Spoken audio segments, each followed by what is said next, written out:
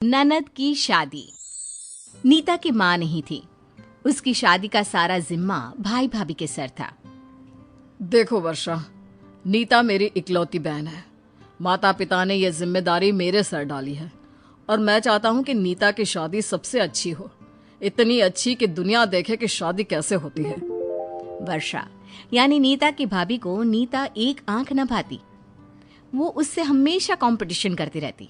जलन के मारे वो पति से कहती है, हाँ हाँ, हम लोगों के तो बच्चे हैं नहीं, जो है लुटा दो सब बहन पर। माँ पिता जिम्मेदारी दे गए हैं, अरे बच्चों का खर्चा देखे या बहन का। देखो वर्षा, मेरे लिए नीता भी मेरा बच्चा ही है।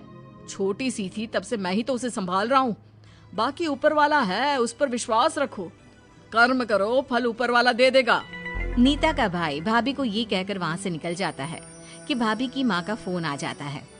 अरे क्या हो गया वर्षा, क्यों परेशान हो रही है? सब ठीक है ना? भाभी अपनी माँ से सारी बात कह देती है। तू फिक्र मत कर, मैं रास्ता दिखाती हूँ, बस ऐसा करती जा तू। भाभी, आज वो रोहन के मम्मी पापा शाम को घर आने वाले हैं। उन लोगों ने भाई को भी फोन कर दिया है, तो नाश्ते पानी का इंतजाम मैं हूँ ना, देख लूंगी, तू फिक्र ना कर। हाँ। शाम को जब लड़के वाले आते हैं तो भाभी उन लोगों के सामने सिर्फ चाय लेकर आ जाती है। भाभी, मैं नाश्ता लेकर आती हूँ, आप बैठिए। नीता किचन में जाती है लेकिन वहाँ कुछ नहीं होता। काफी देर तक जब नीता बाहर नहीं आती तो उसकी होने वाली सास कहती है, क्या बात है नीता, अंदर बैठकर सारा नाश्ता अकेले ही खा रही है क्या? थोड़ी देर बाद नीता बाहर आती है तो उसके हाथ में चाय नाश्ते की ट्रे होती है। घर पर बना स्वादिष्ट नाश्ता वो अपने ससुराल वालों को देती है कि तभी भाई भी आ जाता है। सॉरी, मुझे दफ्तर से आने में देर हो गई। आप लोगों ने कुछ लिया या नहीं? फिर वो वर्षा की तरफ देखकर पूछता है, वर्षा, क्या खिलाया तुमने सभी को? जी, भाभी ने चाय बनाई थी और मैंने ये सारा नाश्ता। अब क्योंकि मैं चाहती थी कि तेरे ससुराल वाले भी देखे कि तू ऐसी सिचुएशन को कैसे हैंडल करती है। खैर, ससुराल वाले सारी बात करके जाने ही वाले होते हैं कि लड़के की माँ कहती है, देखिए, मैं तो साफ बोल रही हूँ, मुझे दहेज के नाम पर कुछ नहीं चाहिए। बस आप हमारे रिश्तेदारों का स्वागत अच्छा कर दीजिए। बाकी तो हम भी समझ रहे हैं कि लड़की के पिता नहीं है। अरे नहीं, ऐसा नहीं है। मैं अपनी नीता के लिए पिता जैसा ही हूँ। जो भी आप चाहे हम लोगों से बात कर सकते हैं। वर्षा, अब अरे जब आंटी कह रही हैं कि कुछ नहीं चाहिए तो क्यों बोल रहे हो? अब हमारे भी तो बच्चे हैं, क्यों आंटी जी, कैसे करेंगे सब कुछ? सास के साथ ही नीता के ससुराल वाले समझ जाते हैं कि लड़की की भाभी कैसी है। सास नीता के सर पर हाथ रखकर कहती है, तू किसी भी चीज की चिंता ना करना, बस खुश रहना और हमारे घर आने की तैयारी कर ले तू। सब वहां से चले जाते हैं। शादी का दिन नजदीक आता है। मैं बाजार जा रही हूँ नीता की शॉपिंग के लिए। अरे तो नीता को भी साथ लेकर जाओ। अरे नहीं, वो तो मैं लेन देन के कपड़े लेने जा रही हूँ जो नीता के ससुराल वालों को देना है। देखो वर्षा, नीता की होने वाली सास ने सिर्फ यही कहा था कि उन्हें कुछ नहीं चाहिए, बस रिश्तेदारों का स्वागत अच्छे से हो, याद है ना? अरे हाँ, याद है, क्यों चिंता कर रहे हो? नहीं, मैं चिंता नहीं कर रहा हूँ, बता रहा हूँ कि उनके कपड़े अच्छे लेना। क्या है कि किसी का मुंह ना बने। चलिए ना भाभी, मैं भी साथ में चलती हूँ, दोनों की पसंद हो जाएगी।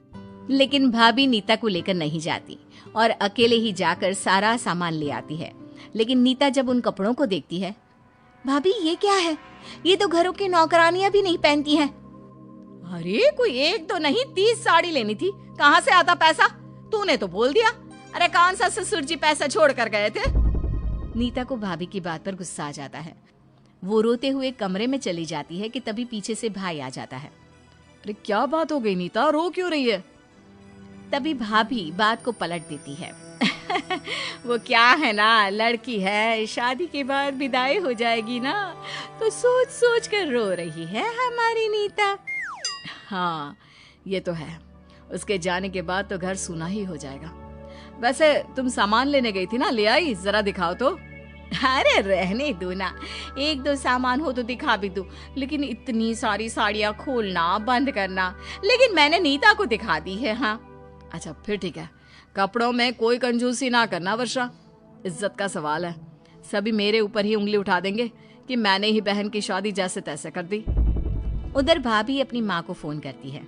माँ तुमने सही कहा था, चुपचाप काम करने में बड़ा मजा है, पैसे भी बच रहे हैं और किसी को शक भी नहीं हो रहा।